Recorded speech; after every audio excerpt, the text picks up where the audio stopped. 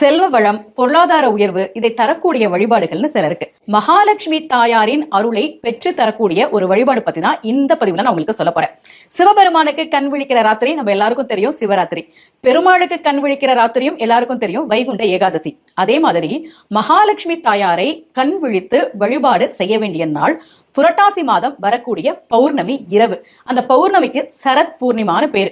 அன்றைய தினம் மகாலட்சுமி தாயார் யாரெல்லாம் கண் விழித்து தன்னை வழிபாடு செய்கிறார்களோ அவர்களுக்கு தன்னுடைய அருளை தருவதாக ஐதீகம்.